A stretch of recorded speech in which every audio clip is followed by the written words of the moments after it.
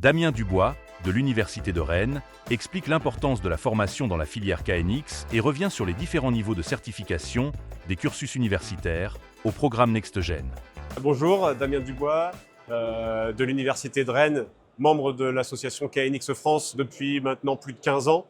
À l'Université de Rennes, nous avons deux formations dans le bâtiment intelligent, une licence professionnelle et un Master 2, tous les deux en alternance. Pourquoi être membre de l'association KNX France? Parce que la formation a une place importante. Donc nous, à l'université, nous avons trouvé que c'était important d'être dans ces réseaux d'acteurs. Et l'association KNX aussi trouve que la formation est très importante pour la montée en compétences de la filière. Donc au sein de l'association KNX, il y a des formations, il y a plusieurs organismes de formation, dont des AFPA, des GRETA, l'Université de Rennes justement, l'Université de Montpellier.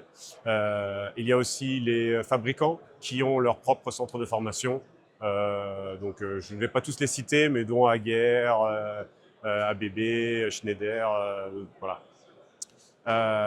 Il y a plusieurs niveaux de formation certifiantes en KNX. La certification KNX de base, KNX Partner, la formation KNX Advance et la formation KNX Tuteur qui permet de devenir un enseignant, qui permet de faire des formations KNX certifiantes derrière.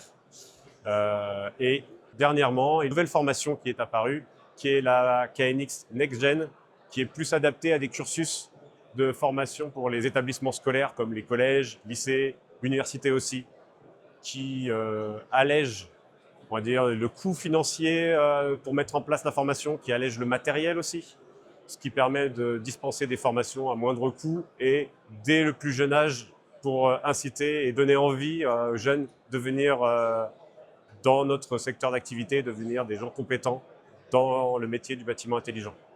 Pour l'Université de Rennes, nous recrutons des étudiants à niveau Bac+2 pour la licence professionnelle qui sortent de BTS fluide énergie domotique principalement, mais peuvent aussi venir de BTS électrotech, système numérique, même des BTS qui ont fait des BTS autour de régulation industrielle, automatisme industriel.